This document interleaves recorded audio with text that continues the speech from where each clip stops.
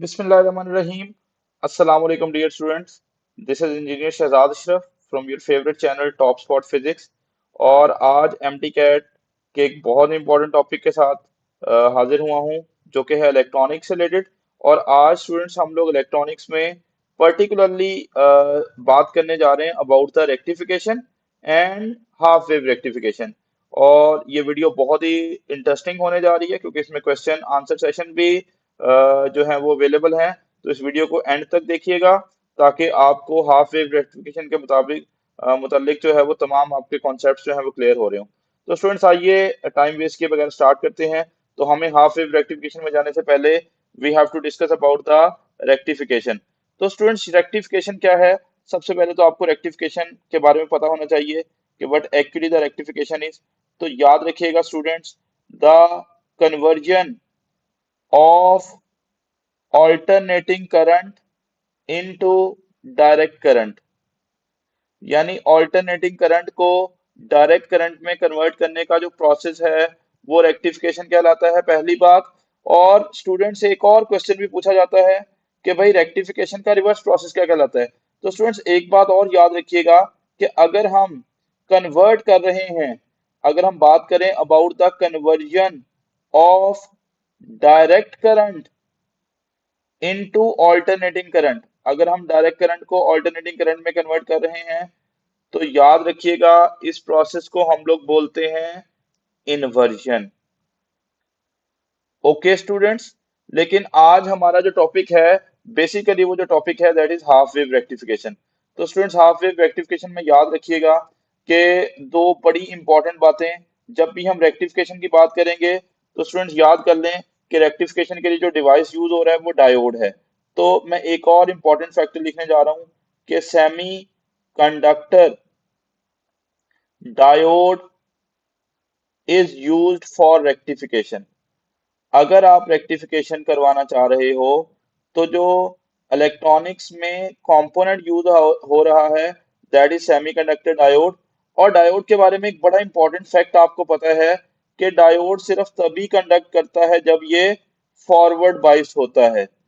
Forward बाइस का मेरे ख्याल से आप लोगों को आइडिया है कि फॉरवर्ड बाइस का मतलब होगा पी रीजन हाई पोटेंशियल पे होगा और एन रीजन लो पोटेंशियल पे होगा। तो मैं आखिरी बात क्या कर रहा हूँ कि अ diode conducts only when forward बाइस।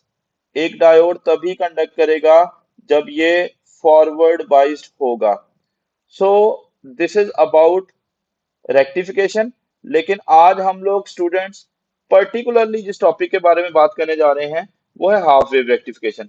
तो अगर मैं हाफ वेव रेक्टिफिकेशन की बात करूं, इसको बड़ी डिटेल में आज हमने यही पढ़ना है, तो इसको बड़े ध्यान से समझिएगा। यहाँ पे स्टूडेंट्स का एक मिसकॉन्सेप्शन है। स्टूडेंट ये बोलते हैं कि हाफ वेव रेक्टिफिकेशन ऐसी रेक्टिफिकेशन है जिसमें ऑल्टरनेटिंग करंट का सिर्फ पॉजिटिव हाफ कंडक्ट हो रहा होता है। तो याद रखो स्टूडेंट्स, ये पॉजिटिव हाफ भी हो सकता है, नेगेटिव हाफ भी हो सकता है। मैं थोड़ा आगे चल के आपको बताता हूँ। फिलहाल हाफ वेव रेक्टिफिकेशन को हम डिफाइन करते हैं। तो स्टूडेंट्स याद रखिएगा हाफ वेव रेक्टिफिकेशन क्या है। This is actually the type of rectification in which only one half of alternating current is conducted। Alternating current देंगे, उसका एक हाफ कंडक्ट हो जाएगा और एक हाफ कंडक्ट नहीं होगा। और मैं इंटरेस्टिंग बात बता रहा हूँ कि बहुत सारे लोग ये सोच रहे होते हैं पॉजिटिव हाफ कंडक्ट होगा, बट मैं बोल रहा हूँ कि ये पॉजिटिव भी हो सकता है, नेगेटिव भी हो सकता है। तो आइए हाफ वेव रेक्टिफिकेशन की डेफिनेशन लिख लेते हैं। This is actually the type of rectification in which only one half of AC, और मैंने अभी आपको बोला कि वो वन हाफ जो है, one half of, one half के साथ मैं ब्रैकेट में लिख रहा हूं इधर पॉजिटिव और नेगेटिव, या तो हम पॉजिटिव हाफ होगा या स्टूडेंट्स नेगेटिव हाफ होगा ऑफ किसका भला, ऑल्टरनेटिंग करंट इज कंडक्टेड। सिर्फ ऑल्टरनेटिंग करंट का एक हाफ कंडक्ट हो रहा होगा और एक हाफ जो है वो कंडक्ट नहीं हो रहा होगा। और interesting thing is that can be a positive और नेगेटिव हाफ। आइए इस बात को समझते हैं कि ये पॉजिटिव और नेगेटिव हाफ का क्या मतलब है। तो स्टूडेंट्स इस बात को समझने के लिए मैं यहाँ पे एक डायग्राम बना रहा हूँ, इसको बड़े ध्यान से देखिएगा। ओके, हमारे पास ये मैं एक बना रहा हूँ, इनपुट एसी है, यहाँ पे स्टूडेंट्स हमारे पास एक सेमीकंडक्टर डायोड लगा हुआ है। यहाँ पे हमारे पास एक सेमीकंडक्टर डायोड मौजूद है, और डायोड में याद रखिएगा ये जो है पी रीजन होगा, और ये जो बार है ये एन रीजन होगा। इस डायोड को कनेक्ट किया हुआ है हम लोगों ने एक रेजिस्टर के साथ। अब मैंने अभी बात की कि यहाँ पे पॉजिटिव हाफ साइकिल भी कंडक्ट हो सकता है, नेगेटिव हाफ साइकिल भी कंडक्ट हो सकता है। तो स्टूडेंट्स मैंने क्या किया, इनपुट में एक एसी दिया। आप लोग यहाँ पे देख सकते हैं कि इनपुट एसी है, और ये इनपुट एसी का एक साइकिल है।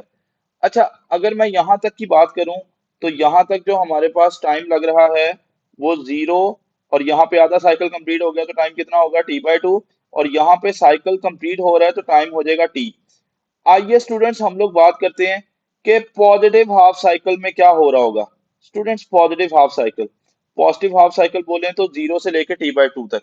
स्टूडेंट 0 से t/2 तक ये जो एंड होगा ये पॉजिटिव हो जाएगा, और ये वाला एंड क्या हो जाएगा, नेगेटिव। देख के बताओ ये डायोड फॉरवर्ड बाइस है या रिवर्स बाइस।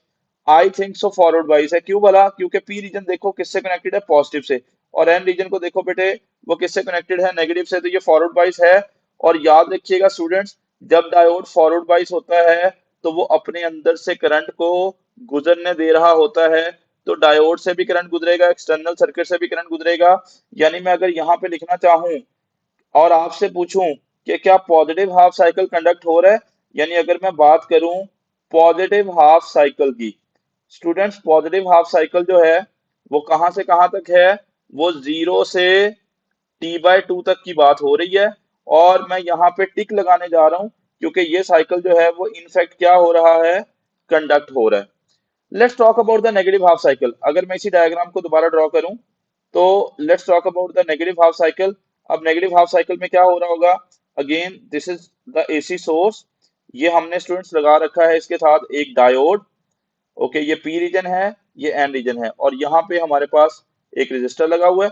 अभी हम लोग पर्टिकुलरली बात करने जा रहे हैं about the negative half cycle. तो आइए नेगेटिव हाफ साइकिल की बात करते हैं। नेगेटिव हाफ साइकिल कहाँ से कहाँ तक होगा, स्टूडेंट्स t/2 से लेके टी तक हमारे पास कौन सा है, नेगेटिव हाफ साइकिल। आइए देखते हैं नेगेटिव हाफ साइकिल कंडक्ट हो रहा है कि नहीं हो रहा। जल्दी देखो, नेगेटिव हाफ साइकिल में ये जो अपर टर्मिनल है ये क्या हो जाएगा, नेगेटिव हो जाएगा। जो लोअर टर्मिनल है ये क्या हो जाएगा, पॉजिटिव। स्टूडेंट देखो, इस डायोड का पी रीजन जो है वो किससे कनेक्टेड है, नेगेटिव से, और एन रीजन किससे कनेक्टेड है, पॉजिटिव से। इट मींस ये जो डायोड होगा ये एक्चुअली क्या हो जाएगा, रिवर्स बाइस हो जाएगा। और हम लोगों ने ये पढ़ रखा है कि रिवर्स बाइस मोड के दौरान ये डायोड जो है वो कंडक्ट नहीं करेगा। तो यहाँ पे मैं एक इंपॉर्टेंट चीज आपको बताने जा रहा हूँ कि यही जो मैंने डायग्राम बनाई है, इसमें मैं अगर बात करूं about the negative half cycle, negative half cycle बोले, नेगेटिव हाफ साइकिल स्टूडेंट्स याद रखिएगा, जो नेगेटिव हाफ साइकिल होगा वो होगा कहां से कहां तक, t/2 से लेके t तक। और याद रखो ये जो नेगेटिव हाफ साइकिल है ये कंडक्ट नहीं हो रहा। फिलहाल हमने जो एग्जांपल मैंने आपको दी वहां पे आप लोगों ने बड़ा क्लियरली देखा कि ये जो डायोड है इसमें क्या हो रहा था, पॉजिटिव हाफ साइकिल कंडक्ट हो रहा था और नेगेटिव हाफ साइकिल कंडक्ट नहीं हो रहा। लेकिन मैंने बोला जरूरी नहीं है हमेशा पॉजिटिव हाफ साइकिल कंडक्ट हो, इट कुड इधर be a negative half cycle. Sir वो कैसे, वो भी समझाएं। स्टूडेंट्स इस बात को अंडरस्टैंड करने के लिए एक काम करते हैं, हम दोबारा से डायोड जो है वो उसको बनाते हैं। तो यहाँ पे अब देखिएगा डायोड को हम लोग बनाने जा रहे हैं। ये हमारे पास एक डायग्राम है, ये हमारे पास इनपुट एसी है, इसके साथ हम लगाएंगे एक सेमीकंडक्टर डायोड। ये पी रीजन है और ये एन रीजन है, और इसको हम लोग कनेक्ट कर लेते हैं एक बैटरी के साथ। स्टूडेंट्स अगर मैं बात करूं, यहाँ पे फिर से मैं एक इनपुट एसी दे रहा हूँ। सॉरी यहाँ पे गलती रही, हमें अब की दफा डायोड उल्टा लगाना था। मैं इस डायग्राम को दोबारा ड्रॉ करता हूँ। स्टूडेंट याद रखो, दोबारा से हम ये एक एसी सोर्स बना रहे हैं, और यहाँ पे हमारे पास एक डायोड लगा है। लेकिन इस दफा मैंने डायोड जो है वो डिफरेंट डायरेक्शन में लगा रखा है, यानी जो पहले वाली डायरेक्शन थी वो नहीं है, बल्कि उसकी ऑपोजिट डायरेक्शन में लगा हुआ है। मतलब ये समझो हमारे पास पी रीजन है, students this is actually the P region, ये जो मैं कंप्लीट बना रहा हूँ, और ये जो बार है ये एन रीजन को शो कर रहा है, और यहाँ पे लगा हुआ है एक रेजिस्टर। अब अगर इस डायोड को हम लोग ऑल्टरनेटिंग करंट देते हैं, लाइक मैं यहाँ भी ऑल्टरनेटिंग करंट दे रहा हूँ, तो जल्दी से देखिएगा ये उस ऑल्टरनेटिंग करंट का एक पूरा साइकिल है। स्टूडेंट्स बताओ, अगर मैं बात करूं पॉजिटिव हाफ साइकिल की, ये लें, ये पॉजिटिव हाफ साइकिल है, कहां से कहां तक, 0 से T/2 तक। जल्दी बताओ डायोड का, सॉरी ये वाला टर्मिनल कौन सा हो जाएगा, पॉजिटिव हो जाएगा, और ये वाला टर्मिनल कौन सा होगा, नेगेटिव होगा। स्टूडेंट देखो एन रीजन पॉजिटिव से कनेक्टेड है, और पी रीजन देखो किससे कनेक्टेड है, पी रीजन नेगेटिव से कनेक्टेड है। इट मींस कि ये डायोड फॉरवर्ड बाइस होगा या रिवर्स बाइस होगा। तो एन रीजन पॉजिटिव से अगर कनेक्ट हो जाए तो डायोड जो होता है वो रिवर्स बाइस होता है। तो अगर मैं यहाँ पे बात करूं, जो पॉजिटिव हाफ साइकिल है स्टूडेंट्स, जो पॉजिटिव हाफ साइकिल है, यानी कहां से कहां तक, 0 से लेके T/2 तक की अगर मैं बात करूं, तो इन फैक्ट वो कंडक्ट नहीं हो रहा। ओके।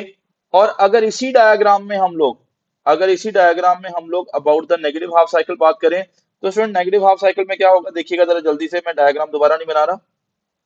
अच्छा, नेगेटिव हाफ साइकिल में क्या होगा, ध्यान से सुनिएगा। We are going to talk about the negative half cycle. Negative half cycle ये वाला है, this is the negative half cycle. T/2 से लेके कहां तक, टी तक। बताओ बच्चों, नेगेटिव हाफ साइकिल में ऊपर वाला एंड क्या होगा, नेगेटिव, नीचे वाला एंड क्या होगा, पॉजिटिव। अब मेरा आपसे सवाल है, देख के बताओ, क्या ये डायोड फॉरवर्ड बाइस है या रिवर्स बाइस। बेटे एन रीजन नेगेटिव से कनेक्टेड है, तो एन रीजन नेगेटिव से कनेक्टेड होगा तो ये डायोड कैसा हो जाएगा, फॉरवर्ड बाइस हो जाएगा। और हमें पता है कि फॉरवर्ड बाइसिंग के दौरान कंडक्शन हो रही है। और अगर मैं यहीं पे बात करूं about the negative half cycle, तो स्टूडेंट्स नेगेटिव हाफ साइकिल यानी कहां से लेके कहां तक, T/2 से टी तक। और द इंटरेस्टिंग थिंग इज कि यहाँ पे नेगेटिव हाफ साइकिल जो है स्टूडेंट्स वो क्या हो रहा है, कंडक्ट हो रहा है। तो आप लोगों ने इस एग्जांपल से देखा कि जरूरी नहीं है कि पॉजिटिव हाफ साइकिल ही कंडक्ट हो। जैसे पहले वाली ये जो मैंने डायग्राम बनाई थी, यहाँ पे आपने देखा पॉजिटिव साइकिल कंडक्ट हो रहा था, लेकिन यहाँ पे देखो पॉजिटिव कंडक्ट नहीं हो रहा, आपने देखा, लेकिन नेगेटिव हाफ साइकिल कंडक्ट हो रहा है। तो अपनी ये मिसकॉन्सेप्शन दूर करें कि रेक्टिफिकेशन के दौरान सिर्फ पॉजिटिव हाफ साइकिल ही कंडक्ट हो रहा होता है। इट कैन इधर बी पॉजिटिव और नेगेटिव।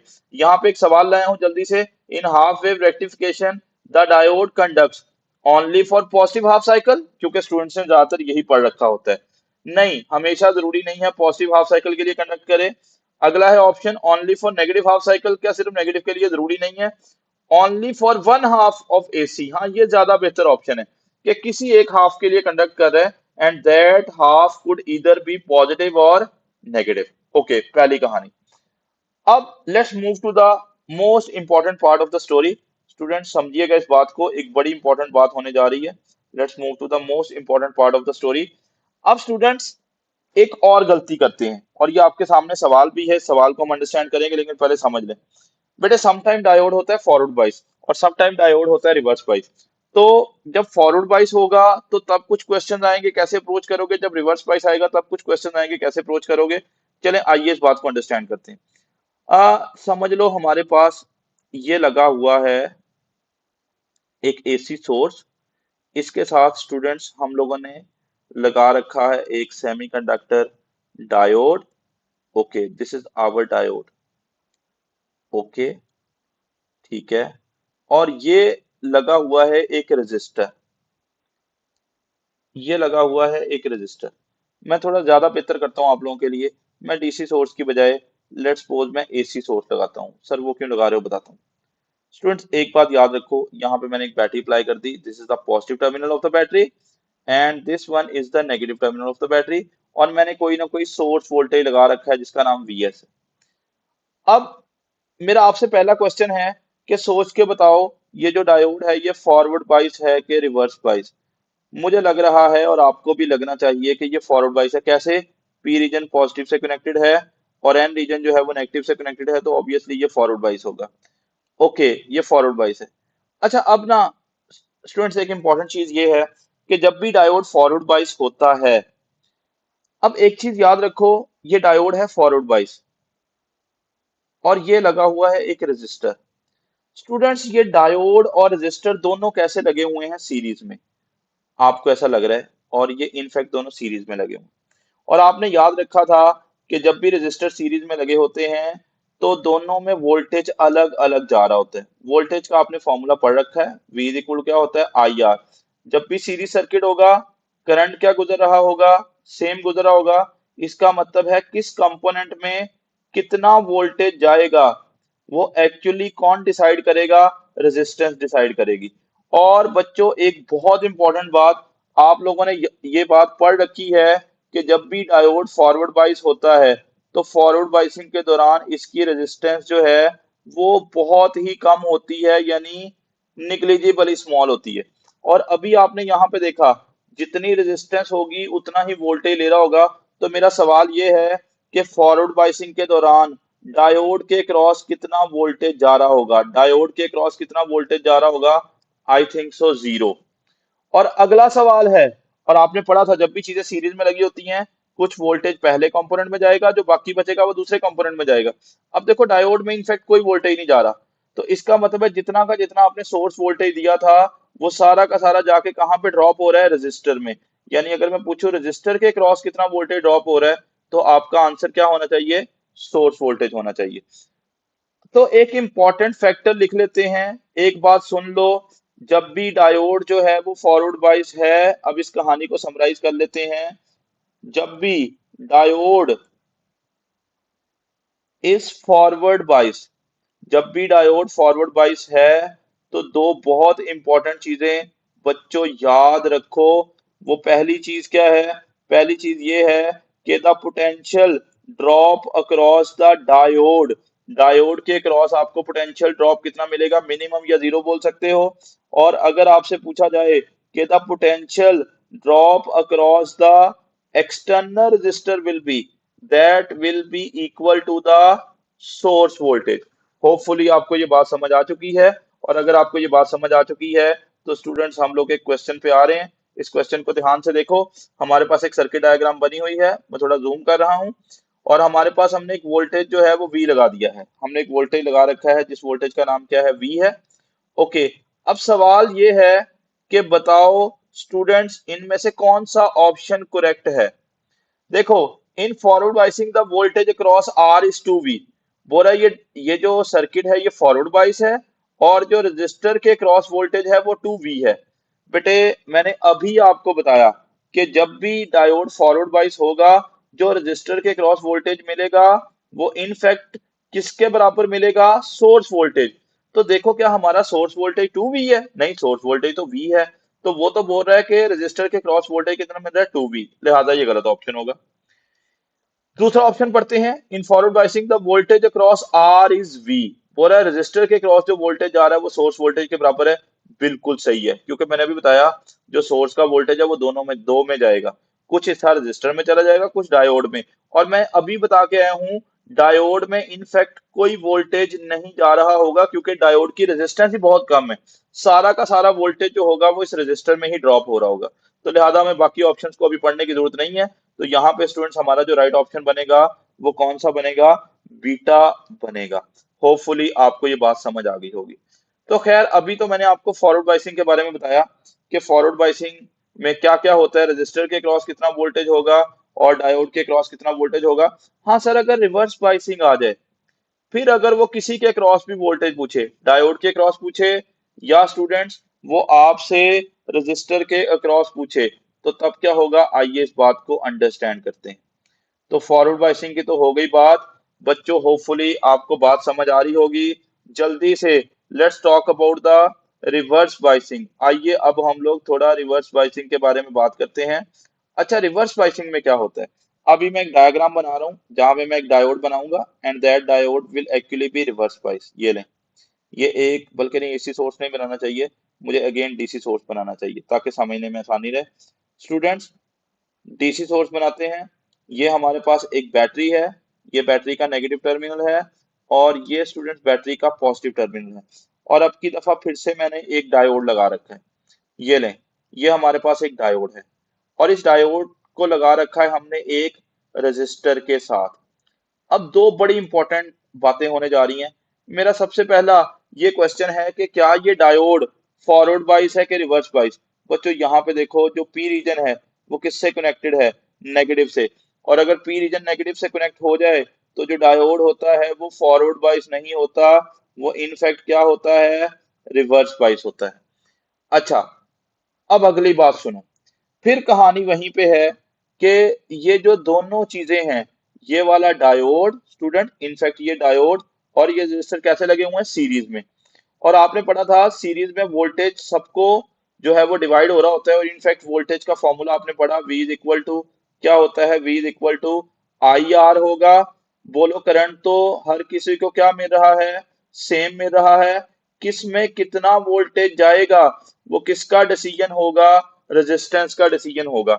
और आपने ये बात पढ़ रखी है कि जब डायोड रिवर्स बाइस होता है तो उसकी रेजिस्टेंस बहुत ही ज्यादा होती है, और आपने पढ़ रखा है ये मेगा ओम्स में होती है। तो बेटे जब रेजिस्टेंस बहुत ज्यादा होगी तो इस डायोड के क्रॉस वोल्टेज बहुत ज्यादा ड्रॉप हो जाएगा, क्योंकि जितनी ज्यादा रेजिस्टेंस होगी उतना ज्यादा वोल्टेज ड्रॉप होगा। तो जल्दी बताओ स्टूडेंट्स, ये जो डायोड होगा इसके क्रॉस कितना वोल्टेज जाएगा, that will be equal to the source voltage. क्योंकि जितनी बड़ी रेजिस्टेंस होगी उतना ज्यादा वोल्टेज, तो ये बहुत बड़ी रेजिस्टेंस है, ये मेगा ओम्स में है, ये सारा का सारा वोल्टेज इधर ड्रॉप करवाई जा रही है। आपको पता है जो यहाँ पे ड्रॉप हुआ, वहां से जो बाकी बचेगा वो रजिस्टर में ड्रॉप होगा। अब तकरीबन सारा का सारा वोल्टेज जो है वो कहाँ पे जा चुका है बेटे, डायोड में जा चुका है। तो मेरा सवाल है, बताओ रजिस्टर के क्रॉस कितना वोल्टेज मिलेगा, तो आपका आंसर क्या होना चाहिए, जीरो। तो दो बड़ी इंपॉर्टेंट चीजें रिवर्स बाइसिंग के लिए याद कर लो। जब भी डायोड रिवर्स बाइस होगा, तो दो बहुत इंपॉर्टेंट बातें बता रहा हूं। रिवर्स बाइस मोड के दौरान एक बात सुन लो, the potential drop across the diode will be equal to the source voltage. और अगर वो आपको पूछे कि the potential drop across the resistor, student सारा का सारा वोल्टेज किस में ड्रॉप हो गया, डायोड में, तो रेजिस्टर के क्रॉस कितना वोल्टेज जाएगा, जीरो जाएगा। जल्दी से एक सवाल देखो, इस डायग्राम को बच्चों ध्यान से देखो, ये एक डायग्राम हमारे पास अवेलेबल है। यहाँ पे सवाल ये है कि the potential drop across in the resistor in the following circuit, बताओ रेजिस्टर में कितना वोल्टेज ड्रॉप हो रहा है। तो पहले तो ये बताओ कि ये फॉरवर्ड बाइस है कि रिवर्स बाइस। स्टूडेंट देखो ये पी रीजन है हमारे पास, और पी रीजन बैटरी के कौन से टर्मिनल से कनेक्टेड है, नेगेटिव से कनेक्टेड है। मुझे पता है कि ये डायोड कैसा है, रिवर्स बाइस। और अभी मैंने आपको दो चीजें बताई कि जब भी डायोड रिवर्स बाइस होगा तो जो डायोड के क्रॉस पोटेंशियल होगा वो सोर्स वोल्टेज के बराबर होगा, और जो रेजिस्टर के क्रॉस पोटेंशियल होगा वो जीरो होगा। तो अब सवाल क्या है कि what will be the potential drop across the resistor, तो the answer will be zero. तो ये दो बहुत इंपॉर्टेंट बातें हो गई, हाफ वेव और full wave rectification, sorry half wave rectification के मुताबिक, कि फॉरवर्ड बाइसिंग में क्या होगा और रिवर्स बाइसिंग में क्या होगा। अच्छा, अब हाफ वेव रेक्टिफिकेशन में कुछ और चीजें आ रही होती हैं स्टूडेंट्स, कुछ और चीजें आ रही होती हैं जो बच्चों ने नहीं पढ़ रखी होती। तो मैं एक दो क्वेश्चन वैसे ले रहा हूं। आइए हम लोग बात करते हैं कि sometime we are having shifted inputs. Sir ये शिफ्टेड इनपुट्स क्या है, मैं अभी समझाता हूँ। समटाइम स्टूडेंट्स हमारे पास क्या होंगी, शिफ्टेड इनपुट्स जो होंगी वो हमें गिवन होंगी और हमें सवाल पूछे जाएंगे। जैसे देखो, ये मैं आपके सामने बना रहा हूं एक एसी। समटाइम जैसा एसी हम देख रहे होते हैं वो वैसा देगा नहीं। स्टूडेंट्स एक इनपुट एसी मैं ऐसा बना रहा हूँ, देखते जाओ। ये लें, ये मैंने इनपुट एसी बना दिया, और ये इनपुट एसी का पूरा एक साइकिल है, मैं आपको बताता हूँ कैसे। स्टूडेंट्स यहां से लेके यहां तक जो टाइम लग रहा है वो T/4 है। सुन लो, यहाँ पे आधा साइकिल पूरा हो गया है, यहाँ पे आधा साइकिल पूरा हो गया है, यहाँ तक जो टाइम लगेगा उसका नाम T/2 है। यहाँ पे 3/4 साइकिल कंप्लीट हो चुका है, तो यहाँ तक जितना टाइम लगेगा वो 3T/4 होगा। और यहाँ पे ये साइकिल पूरा हो चुका है, तो इस साइकिल को पूरा होने में जो टाइम लगेगा वो T होगा। अब देखो उस तरह का एसी नहीं है जो यूजुअली हम लोग देख रहे होते हैं। अब एक काम करते हैं, हम यहाँ पे सर्किट बना लेते हैं। ये हमारे पास है एक इनपुट एसी जो मैंने अभी आपको शो करवाया किस तरह का है। इसके साथ स्टूडेंट मैंने लगा रखा है एक डायोड, ये लें, ये हमारे पास है डायोड, और आप डायोड की डायरेक्शन देख सकते हो। अब मेरा आपसे एक बड़ा इंपॉर्टेंट क्वेश्चन है, और क्वेश्चन को बड़े ध्यान से सुनिएगा। यानी ये शिफ्टेड इनपुट्स हैं, उस तरह के इनपुट्स नहीं है जो हम यूजुअली देख रहे होते हैं। अब सवाल क्या है स्टूडेंट, सवाल ये है कि the diode will be conducting, बताओ ये डायोड कब कंडक्ट करेगा, मुझे ऑप्शन लिखने दीजिएगा। ये डायोड कब conduct, the diode will be conducting, ये डायोड जो है वो कब करंट को कंडक्ट कर रहा होगा। तो लेट्स टेक द ऑप्शंस। तो ऑप्शन अल्फा स्टूडेंट्स हमारे पास क्या है, ऑप्शन अल्फा है कि ये कंडक्ट करेगा 0 से t/4 तक। बीटा ऑप्शन है ये कंडक्ट करेगा t/4 से t/2 तक। चार्ली ऑप्शन है ये कंडक्ट करेगा t/2 से 3t/4 तक। और डेल्टा ऑप्शन है हमारे पास both B and C, both B and C. आइए वन बाय वन जो है हम ऑप्शंस को कंसीडर करते हैं। स्टूडेंट्स बड़ी तवज्जो से देखिएगा जो बात होने जा रही है। सबसे पहले वो पूछ रहे हैं बताओ ये डायोड कब कंडक्ट करेगा। पहले ऑप्शन अल्फा को देख लेते हैं। देखो ऑप्शन अल्फा में क्या लिखा हुआ है, ऑप्शन अल्फा में लिखा हुआ है 0 से t/4। अच्छा स्टूडेंट 0 से t/4 देखते हैं जल्दी से। 0 से t/4 देखो, 0 से t/4 की अगर मैं बात करूं, ये वाले हिस्से की बात हो रही है। सोच के और देख के बताओ 0 से t/4 तक करंट पॉजिटिव में है या नेगेटिव में है। बेटे ये मीन लाइन से नीचे है, इसका मतलब है नेगेटिव में है। नेगेटिव का मतलब है यहाँ पे कौन सा होगा, नेगेटिव होगा। यहाँ पे कौन सा होगा, पॉजिटिव होगा। सोच के बताओ, सॉरी, सोच के बताओ कि ये डायोड फॉरवर्ड बाइस है या रिवर्स बाइस। बेटे एन रीजन देखो किससे कनेक्टेड है, नेगेटिव से। और पी रीजन देखो किससे कनेक्टेड है, पॉजिटिव से। ये डायोड क्या हो गया, फॉरवर्ड बाइस हो गया। और आपने पढ़ा हुआ है कि फॉरवर्ड बाइसिंग के दौरान डायोड जो है वो कंडक्ट कर रहा होगा। तो इसका मतलब है एक चीज तो समझ आ रही है कि 0 से t/4 तक कंडक्शन हो रही है। आइए बाकी ऑप्शंस को भी देखते हैं कि क्या वहां पे कंडक्शन हो रही है या नहीं हो रही। बेटे बीटा ऑप्शन को देखो सारे बच्चे। बीटा ऑप्शन में क्या लिखा हुआ है, बीटा ऑप्शन में हमारे पास लिखा हुआ है t/4 से t/2, t/4 से t/2। बेटे इतने हिस्से को देखो सारे बच्चे, t/4 से t/2 इतना हिस्सा बन रहा है जो मैं भी हाईलाइट कर रहा हूँ। बताओ करंट किस में है, पॉजिटिव में। पॉजिटिव का मतलब होगा अपर एंड पॉजिटिव हो जाएगा, लोअर एंड नेगेटिव हो जाएगा। अब डायोड का एन रीजन किससे कनेक्टेड है, पॉजिटिव से। और डायोड एन रीजन पॉजिटिव से कनेक्टेड हो जाए तो ये फॉरवर्ड बाइस नहीं का स्टूडेंट्स, ये क्या हो जाएगा, रिवर्स बाइस हो जाएगा। और आपको पता है रिवर्स बाइस मोड में कंडक्शन नहीं होती। तो आपको नजर आ रहा है t/4 से t तक कंडक्शन नहीं हो रही होगी। अब जल्दी देखते हैं स्टूडेंट्स, इसी तरह जब आप चेक करोगे ना, इसको चेक कर लेते हैं। किसको भला, t/2 से लेके कहां तक, 3t/4 तक। इस दौरान क्या हो रहा है, t/2 से लेके 3t/4। स्टूडेंट मैं इतने हिस्से की बात कर रहा हूँ, इसको ध्यान से देखो। t/2 से लेके कहां तक भला, 3t/4 तक इतना हिस्सा आ रहा है। फिर से करंट क्या है, पॉजिटिव। पॉजिटिव का मतलब है अपर एंड पॉजिटिव होगा, लोअर एंड क्या होगा, नेगेटिव। बेटे पी रीजन किससे कनेक्टेड है, पॉजिटिव से कनेक्टेड, सॉरी एन रीजन किससे कनेक्टेड है, पॉजिटिव से कनेक्टेड है। तो इसका मतलब है ये डायोड क्या हो गया, रिवर्स बाइस। और हमें बताया रिवर्स बाइस मोड में कंडक्शन नहीं हो रही। तो ना बीटा ऑप्शन में हो रही है, ना चार्ली में, तो डेल्टा में तो कतन होगी नहीं। तो कभी कभार ऐसी शिफ्टेड इनपुट्स आ जाए तो इनको सॉल्व कर लीजिएगा। आपको समझाने के लिए एक और क्वेश्चन लेते हैं स्टूडेंट्स, एक और क्वेश्चन लेते हैं इसको समझने के लिए। फिर से मैं एक शिफ्टेड इनपुट बना रहा हूँ और आपने इस वीडियो को पॉज करके जल्दी से इसका आंसर करना है। ये लें, मैं आपकी दफा इनपुट एसी दे रहा हूँ। और इनपुट एसी नॉर्मल वाला एसी नहीं है, थोड़ा डिफरेंट वाला एसी है। ये लें, तो इसको दोबारा बनाते हैं, थोड़ा मसला रहा इसके साथ। स्टूडेंट्स दोबारा बनाते हैं इसको। मैं दोबारा एक शिफ्टेड इनपुट वाला दे रहा हूँ और सारे बच्चे वीडियो को पॉज करके और कोशिश करेंगे इसको सॉल्व करने की। ये लें, ये हमारे पास मैं इस दफा इनपुट एसी बना रहा हूँ and this is your input AC. थोड़ा सही नहीं बना लेकिन आप बस अंडरस्टैंड कीजिएगा। स्टूडेंट यहाँ तक जो टाइम लग रहा है वो t/4 है, यहाँ तक टाइम t/4 है।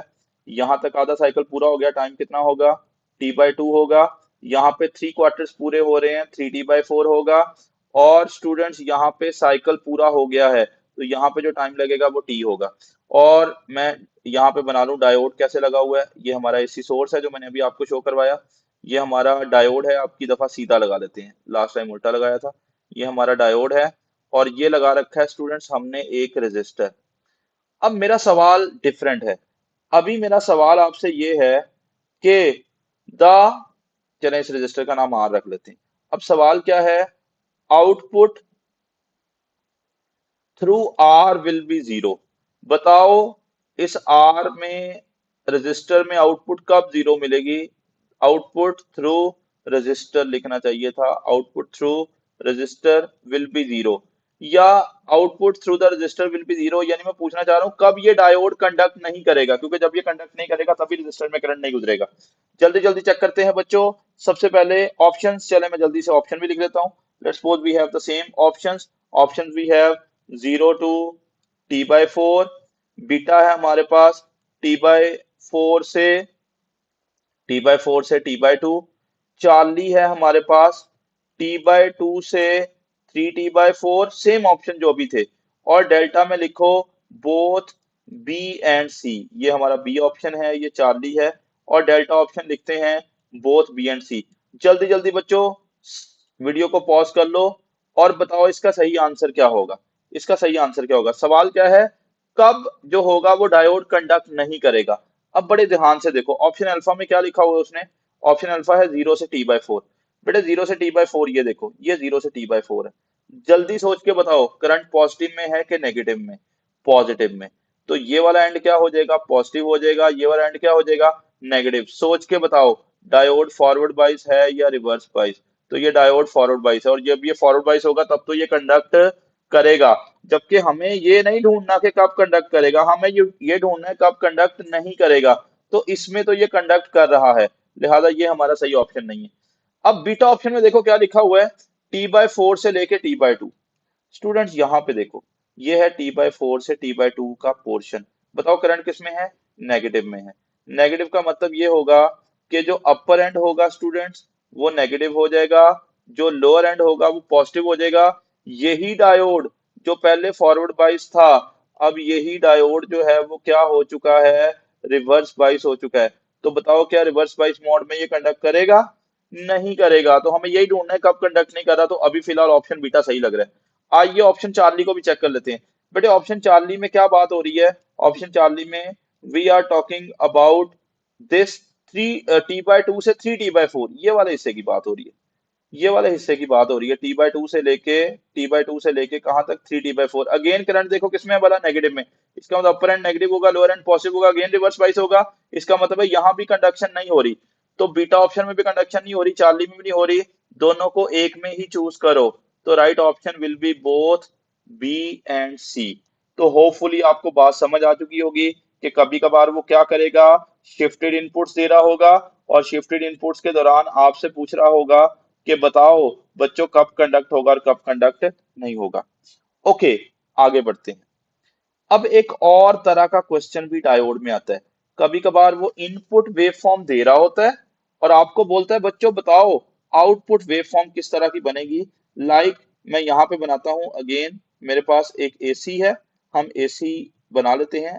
लो स्टूडेंट्स, ये मैं आपके सामने एक इनपुट एसी बना रहा हूँ। ये इनपुट एसी का एक साइकिल, और अभी हम बनाते हैं, चलो एक साइकिल क्या इसी कलर से ही बना लेते हैं। अभी मैं बनाने जा रहा हूँ इनपुट एसी का दूसरा साइकिल। ये लो स्टूडेंट्स, ये इनपुट एसी का दूसरा साइकिल है। ये इनपुट एसी उसने दे दिया हमें, और यहाँ पे हमें उसने बता दिया कि आपको एक डायोड भी लगाना है। ये ले, ये डायोड लग गया। और ये डायोड मैंने कैसा लगा रखा है, चलें ऐसा करते हैं, हम इस डायोड को कुछ इस तरह से लगा देते हैं। ये लें, ये स्टूडेंट्स एक डायोड लगा हुआ है। अच्छा अब सवाल बड़े ध्यान से सुनिएगा। आपको इनपुट की वेवफॉर्म दे दी है, ये आपके पास इनपुट एसी है। अब सवाल को मुझे दोहराने दें। सवाल क्या है? The wave form of output DC, या the wave form at output will be. बताओ आउटपुट के ऊपर जो है वो ग्राफ किस तरह का बनेगा। मैं पहले ऑप्शन लिख लूं, हमारे पास मुख्तलिफ ऑप्शन है। पहले ऑप्शन अल्फा के साथ चलते हैं। ऑप्शन अल्फा है हमारे पास, चलें। पहले कंडक्शन नहीं हो रही, फिर हो रही है, फिर नहीं हो रही, फिर हो रही है। चलें पहली वेव फॉर्म, ये थोड़े सर्कल बनने चाहिए थे, चलो थोड़ा बेंडिंग हो गई। खैर, बीटा ऑप्शन देखते हैं बच्चों। बीटा ऑप्शन है कि पहले कंडक्शन हो रही है, फिर नहीं हो रही, फिर कंडक्शन हो रही है, फिर नहीं हो रही। चार्ली ऑप्शन लेते हैं स्टूडेंट्स। उसमें हम ऐसा कर लेते हैं कि चलें पहले कंडक्शन हो रही है, सॉरी नहीं हो रही, फिर हो रही है, फिर नहीं हो रही, फिर हो रही है। और एक डेल्टा ऑप्शन भी ले लेते हैं, चलें इसको ग्रीन कलर से बनाते हैं। डेल्टा ऑप्शन बच्चों देखो, डेल्टा ऑप्शन है हमारे पास कंडक्शन हो रही है, फिर नहीं हो रही, कंडक्शन हो रही है, फिर नहीं हो रही। अब सवाल ये है कि ये हमारी है इनपुट एसी की वेव फॉर्म। ये इनपुट एसी की वेव फॉर्म है।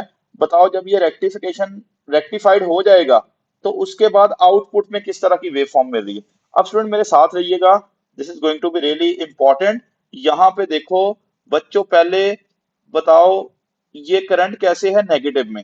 नेगेटिव का मतलब है ये एंड नेगेटिव होगा, ये वाला एंड क्या होगा, पॉजिटिव। सोच के बताओ एन रीजन किससे कनेक्टेड है, नेगेटिव से कनेक्टेड है। और आपको पता है अगर एन रीजन नेगेटिव से कनेक्टेड हो जाए तो ये फॉरवर्ड बाइस होता है और ये अपने अंदर से करंट को गुजरने देगा।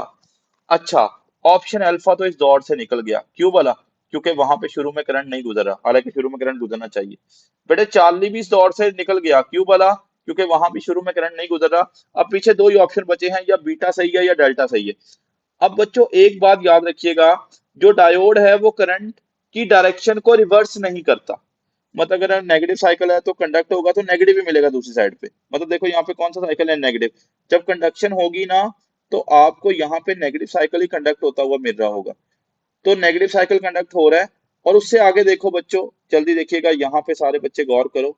फिर बेटे ये पॉजिटिव है, पॉजिटिव में ये क्या हो जाएगा, पॉजिटिव हो जाएगा। और ये वाला हमारे पास क्या हो जाएगा, नेगेटिव हो जाएगा। जल्दी सोच के बताओ डायोड क्या हो गया, रिवर्स बाइस हो गया। रिवर्स बाइस का मतलब है कि अब करंट नहीं गुजर रहा। तो नेगेटिव साइकिल गुजरेगा, पॉजिटिव नहीं गुजरेगा, नेगेटिव गुजरेगा, पॉजिटिव नहीं गुजरेगा।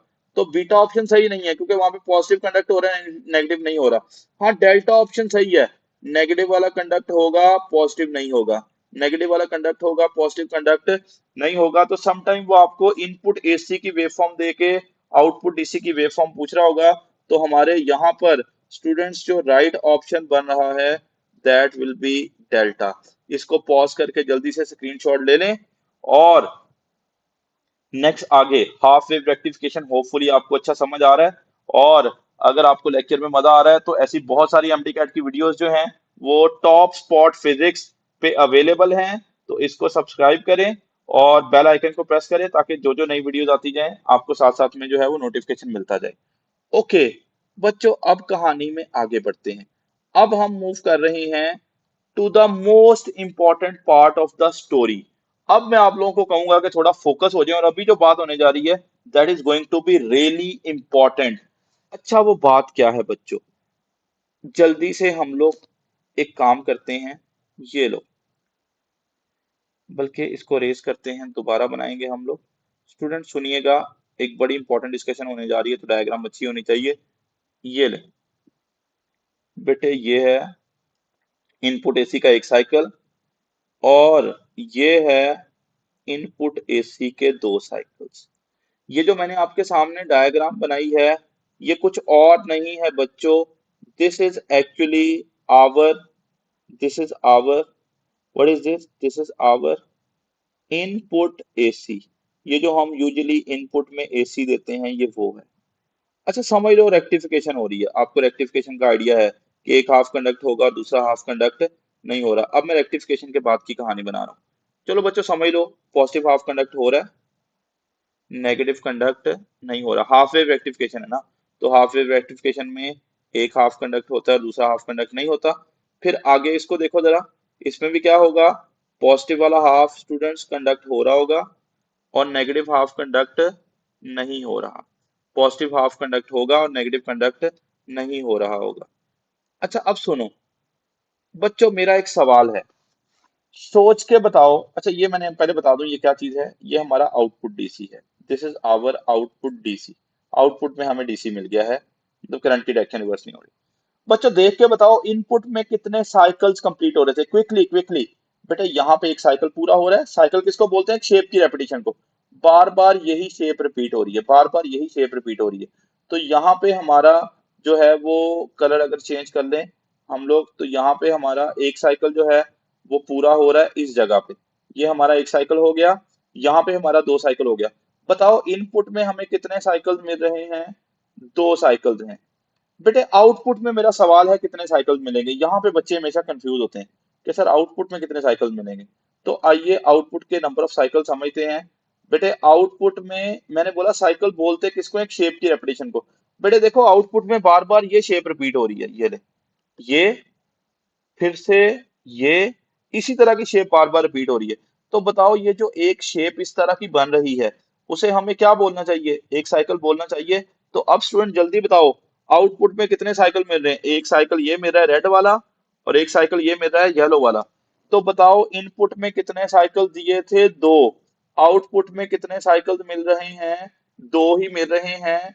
इसका मतलब ये होगा, आउटपुट में भी मैं आपके सामने बता रहा हूँ कि आउटपुट में हमें नंबर ऑफ साइकिल जो मिल रहे हैं, how many that are actually, वो भी दो साइकिल मिल रहे हैं। तो इसका मतलब है एक चीज समझ में आई कि हाफ वेव रेक्टिफिकेशन के दौरान जितने इनपुट एसी के साइकिल होते हैं आउटपुट डीसी के भी उतने साइकिल होते हैं, और नंबर ऑफ साइकिल्स को क्या बोलते हैं, फ्रीक्वेंसी। सो आइए इंपॉर्टेंट कहानी की तरफ चलते हैं। स्टूडेंट्स याद रखो, हाफ वेव रेक्टिफिकेशन के दौरान जितनी इनपुट एसी की फ्रीक्वेंसी होती है, देखो इनपुट में भी दो साइकिल से, उतनी ही बच्चों मिलेगी आपको क्या भला, जो आउटपुट में क्या मिल रहा है, डीसी उसकी फ्रीक्वेंसी, ये दोनों बराबर होंगी, क्योंकि आउटपुट में भी दो साइकिल मेरे, इनपुट में भी दो थे। और जल्दी बताओ बच्चों, अगर फ्रीक्वेंसीज बराबर होंगी तो ऑब्वियसली टाइम पीरियड्स भी क्या हो रहे होंगे, बराबर होंगे। तो याद रखिएगा हाफ वेव रेक्टिफिकेशन में time period of input AC और जो टाइम पीरियड है क्या भला आउटपुट डीसी का, ये दोनों टाइम पीरियड एक्चुअली क्या होंगे, बराबर होंगे। अच्छा, चलो ये नोट डाउन कर लो, जल्दी से नोट डाउन हो गया। एक सवाल आ रहा है, हमने सवाल को अभी अंडरस्टैंड करना है और जल्दी से समझना है बच्चों। होपफुली आपने ये नोट कर लिया होगा, मैं रेज करके यहीं पे जो है वो आंसर जो है वो लिखने जा रहा हूँ जो ऊपर हमारा। सिर्फ एक चीज याद रखो कि हाफ वेव रेक्टिफिकेशन के दौरान इनपुट एसी और आउटपुट डीसी की फ्रीक्वेंसी और टाइम पीरियड क्या रह रहे होते हैं, सेम। यानी हाफ वेव रेक्टिफिकेशन के दौरान टाइम पीरियड और फ्रीक्वेंसी जो है वो चेंज नहीं हो रहे होते। आइए बच्चों एक सवाल लेते हैं, थोड़ा जूम करते हैं और ध्यान से सुनो। देखो, the frequency of input AC in half wave rectification is 50 hertz.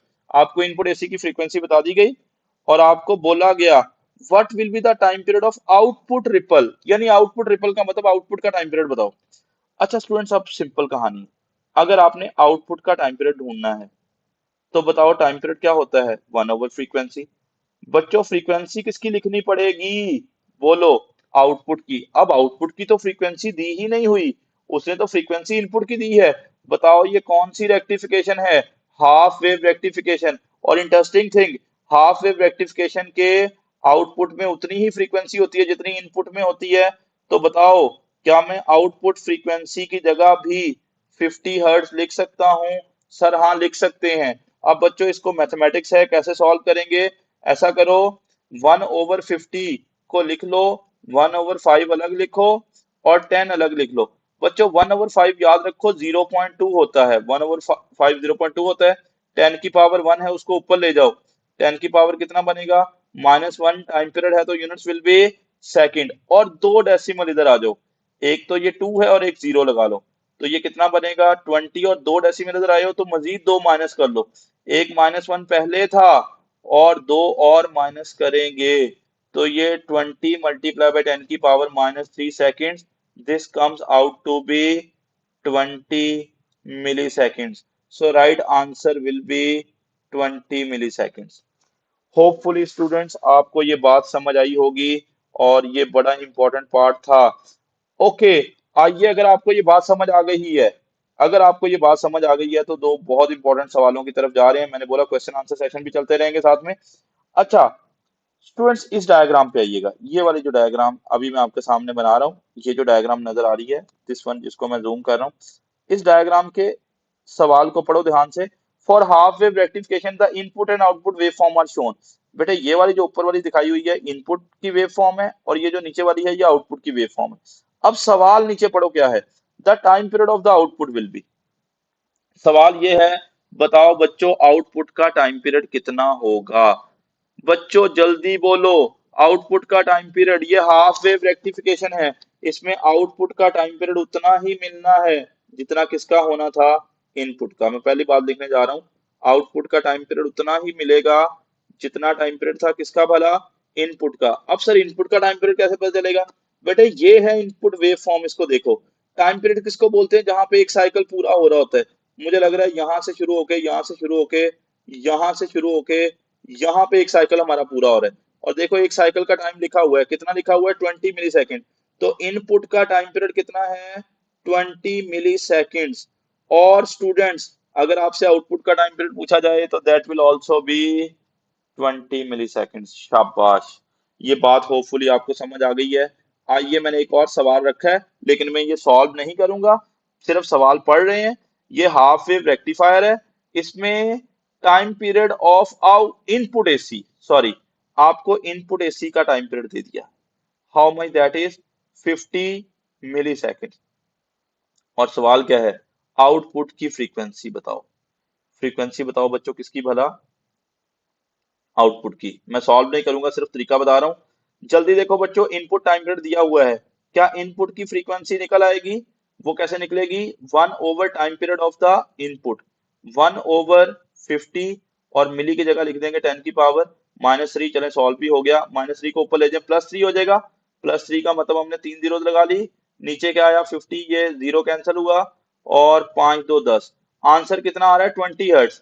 Input की फ्रीक्वेंसी आ रही है स्टूडेंट कितनी भला? 20 हर्ट्ज। और याद रखो आउटपुट में उतनी ही फ्रीक्वेंसी होगी जितनी इनपुट में होगी। Again our answer will be 20 hertz. Again our answer will be 20 hertz. तो होपफुली आपको ये बात समझ आ चुकी है। आइए कुछ और इंपॉर्टेंट चीजों की तरफ चलते हैं। ये तो मैंने फ्रीक्वेंसी और टाइम पीरियड का बताया।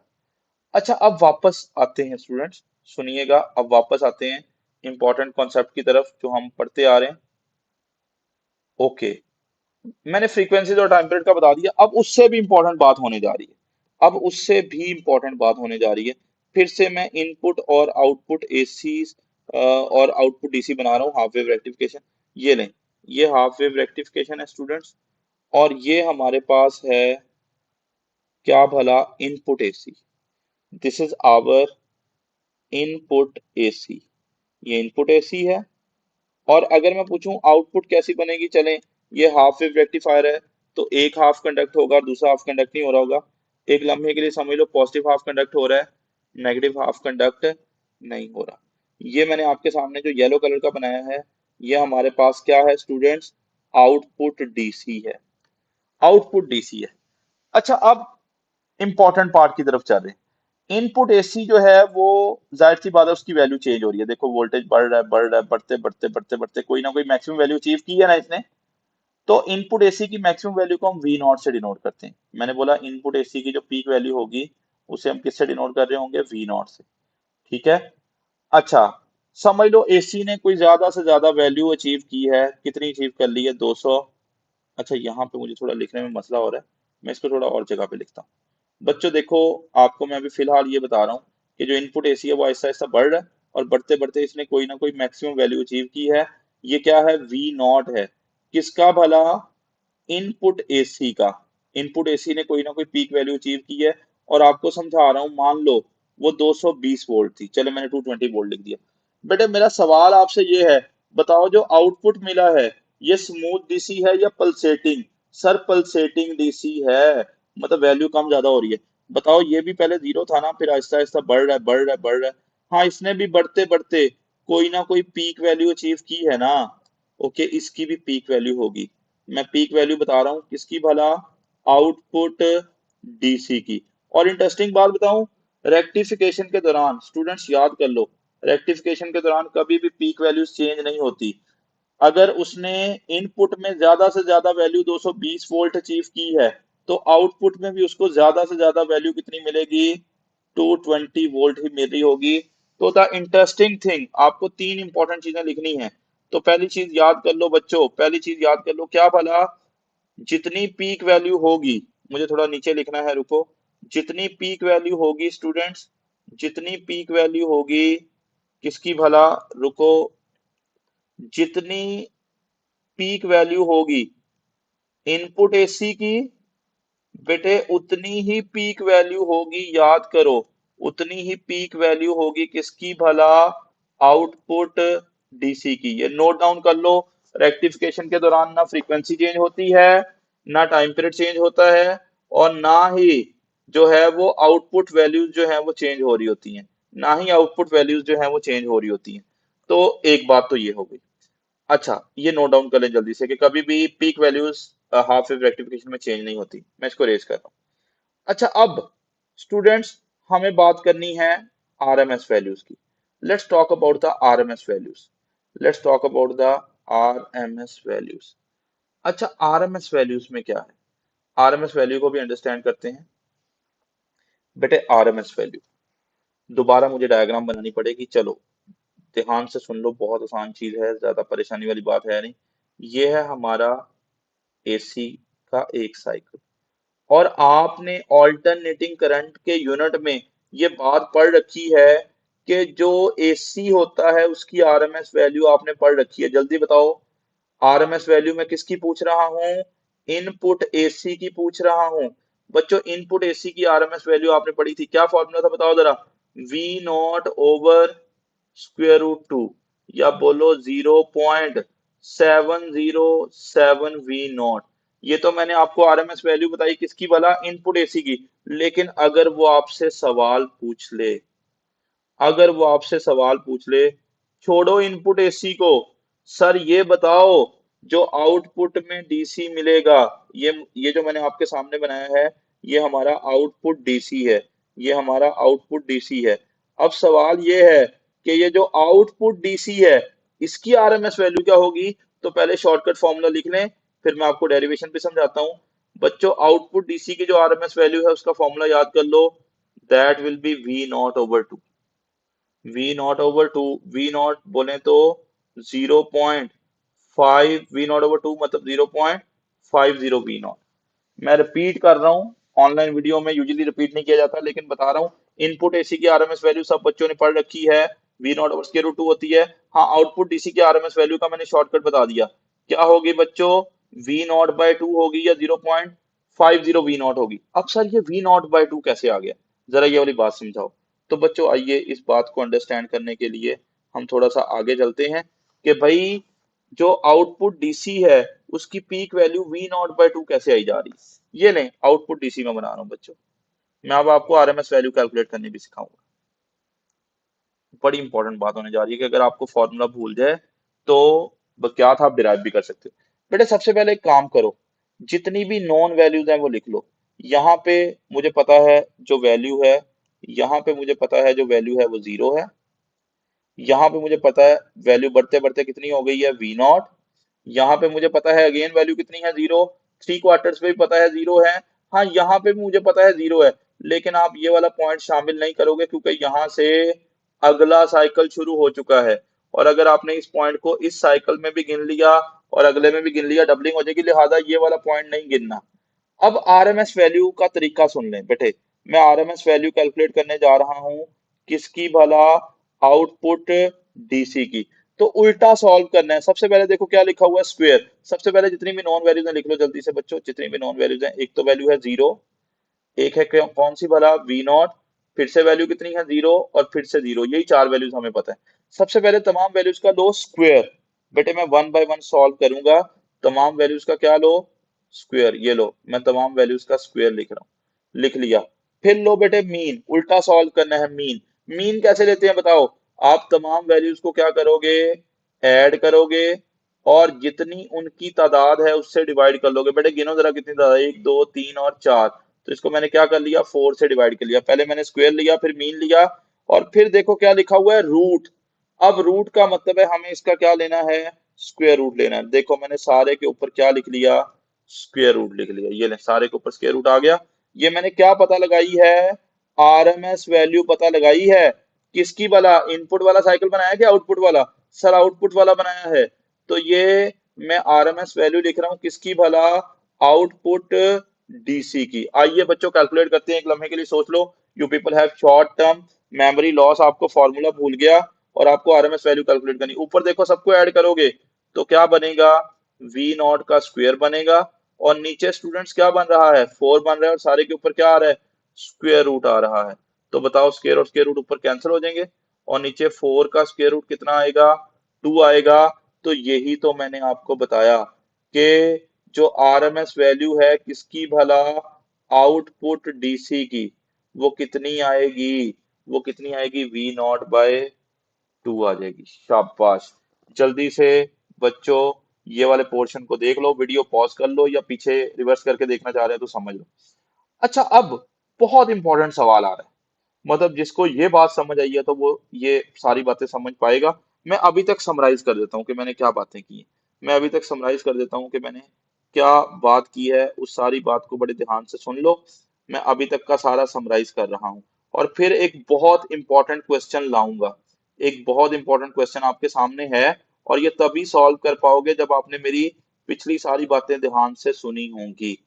तो स्टूडेंट्स, पिछली सारी बातें ध्यान से सुन रखी हैं? हाँ, सुन रखी हैं सर। कौन सी चार बातें बताई थी? जल्दी मैं रिवाइज करने लगा हूँ। जब भी हाफ वेव रेक्टिफिकेशन होती है, जब भी हाफ वेव रेक्टिफिकेशन होती है, तो इनपुट एसी की फ्रीक्वेंसी और आउटपुट डीसी की फ्रीक्वेंसी क्या रहती है? सेम। सुन लो, अगर फ्रीक्वेंसी सेम है तो इनपुट एसी का टाइम पीरियड और आउटपुट डीसी का टाइम पीरियड भी क्या रहेगा? सेम। हाँ, जितनी पीक वैल्यू मिलेगी किसमें भला? इनपुट एसी में। मैंने बोला था पीक वैल्यू भी चेंज नहीं करता।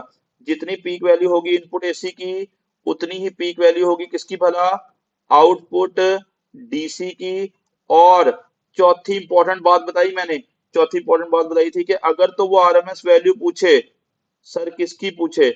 अगर आरएमएस वैल्यू पूछे इनपुट एसी की, अगर तो इनपुट एसी की पूछे तो सबने याद की हुई है, कितनी है? V not over square root two. लेकिन अगर वो आपको आरएमएस वैल्यू पूछे, अगर वो आपको आरएमएस वैल्यू पूछे किसकी भला? आउटपुट डीसी की। अगर वो आपसे आरएमएस वैल्यू पूछे आउटपुट डीसी की, बच्चों ये सारी बातें याद कर लो। उसका फॉर्मूला क्या होगा? वी नॉट बाय टू होगा। ये पांच बातें याद कर लो। फ्रीक्वेंसी चेंज नहीं होगी, टाइम पीरियड चेंज नहीं होगा, पीक वैल्यू, हाँ इनपुट एसी की आरएमएस वैल्यू पूछे तो फॉर्मूला ये, आउटपुट डीसी की पूछे तो ये, और ये कैसे आए बता दिए। ये पांच बातें याद रखो। और अब सवाल की तरफ आते हैं। आइए सवाल की तरफ बढ़ते हैं। सवाल बड़ा खतरनाक है, तो ध्यान से सुनिएगा बच्चों। ये देखो, एक फोटो बना रखी है और इस फोटो में इनपुट के स्टैटिस्टिक्स गिवन है। इनपुट के स्टैटिस्टिक्स गिवन है। मैंने अभी सवाल नहीं लिखा कि सवाल क्या आ रहा है। मैं सवाल पूछता हूँ, मैं आपसे पांच चीजें पूछने जा रहा हूँ। अच्छा बच्चों, इससे मिलती जुलती आपने देखी रखी है, जब भी आप इनपुट दे रहे होते हो ना, तो ऐसा आपने इनपुट एसी पढ़ा हुआ है। जो इनपुट एसी होता है वो इस तरह का होता है। वी नॉट, यहाँ पे सही लिखा नहीं जा रहा, मैं नीचे लिखता हूँ। बेटे आपने इनपुट एसी ऐसा पढ़ रखा है। सर कैसा पढ़ रखा है? आपने पढ़ रखा है जो इनपुट एसी होता है उसका फॉर्मूला कुछ इस तरह से होता है। V naught sine of 2 pi F T होता है। हमेशा इनपुट की इंस्टेंटेनियस वैल्यू ऐसे लिखी जाती है। तो जल्दी बताओ, साइन से पहले जो भी आ रहा होगा बच्चों, साइन से पहले जो भी आ रहा होगा वो क्या होगा? V naught. इसका मतलब है आपको इनपुट के स्टैटिस्टिक्स देख के कुछ तो समझ में आ रही है। सर इनपुट के स्टैटिस्टिक्स देख के कुछ तो समझ में आ रहा है। ये वी नॉट क्या चीज है? ये पीक वैल्यू है। हमें वी नॉट पता चल गया। स्टूडेंट्स किसका भला? इनपुट एसी का वी नॉट पता चल गया। इनपुट एसी का वी नॉट पता चल गया। जल्दी बताओ कितना है? 200 volt. How much that is? 200 volt. अच्छा, जल्दी बताओ यहाँ पे क्या लिखा हुआ है? 100 पाई टी। ये किसके बराबर है? 2 पाई एफ टी। एक काम करो, 2 पाई एफ टी को बराबर रख लो किसके भला? 100 पाई टी के। तो बेटे पाई टी और पाई टी क्या हो जाएगा? कैंसल। 2f = 100 आएगा और यहाँ से f की वैल्यू पता लगाएंगे तो वो कितनी आ जाएगी? 50 हर्ट्ज। और जल्दी बताओ ये स्टैटिस्टिक्स कहाँ पे दिया हुआ है? इनपुट में। यानी इस डायग्राम को देख के मुझे दो चीजें पता चल गई। एक, इनपुट की पीक वैल्यू पता चल गई जो 200 वोल्ट है, और इनपुट की फ्रीक्वेंसी पता चल गई 50 हर्ट्ज है। अब मैं चार सवाल आपसे पूछ रहा हूँ। मेरा पहला सवाल है, आइए मैं चार सवाल पूछ रहा हूँ। मेरा पहला जो सवाल है उसको बड़े गौर से सुनिएगा। पहला सवाल ये है, स्टूडेंट बताओ ये जो आउटपुट डीसी है इसकी फ्रीक्वेंसी क्या होगी? सवाल क्या है? आउटपुट डीसी की फ्रीक्वेंसी बताओ। बेटे उतनी ही होनी है जितनी इनपुट एसी की फ्रीक्वेंसी थी, और आपने इस डाटा को देखते हुए इनपुट एसी की फ्रीक्वेंसी कैलकुलेट कर ली है। कितनी है बताओ? 50 हर्ट्ज। शाबाश, ये आ गया 50 हर्ट्ज।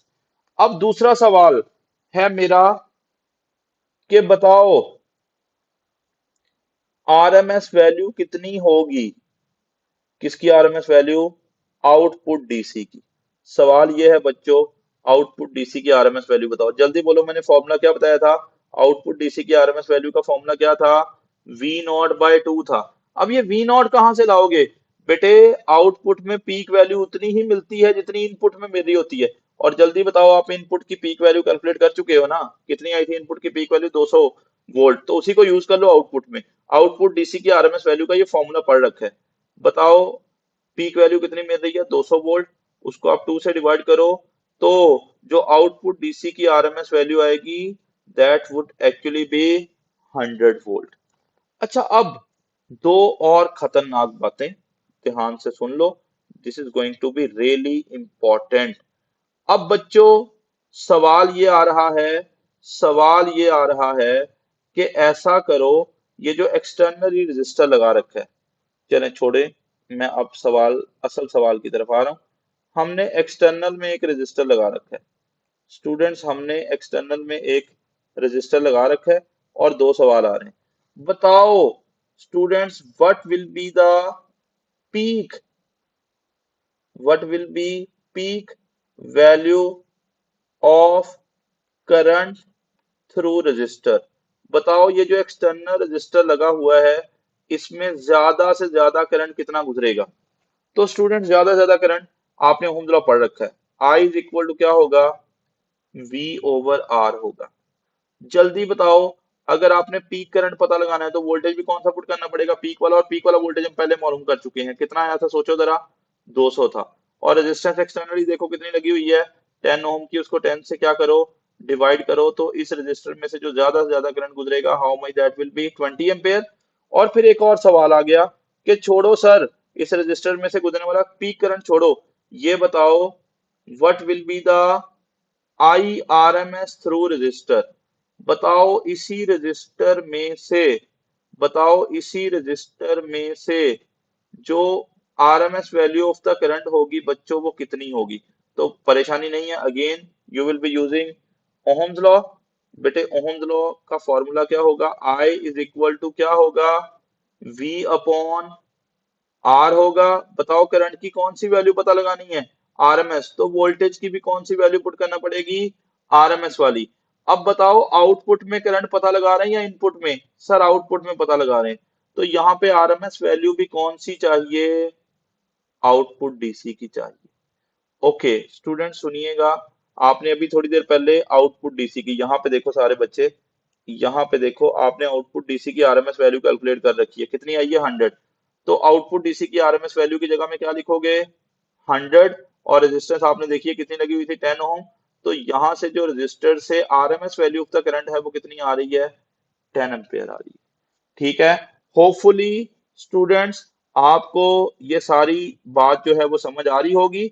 और आप इससे रिलेटेड मजीद अगर एमसीक्यूज की प्रैक्टिस करना चाह रहे हो तो स्टूडेंट्स नीचे आपको डिस्क्रिप्शन में मेरा कॉन्टैक्ट नंबर भी शो हो रहा है और स्क्रीन के ऊपर आपको डिस्प्ले में भी कॉन्टैक्ट नंबर आ रहा होगा।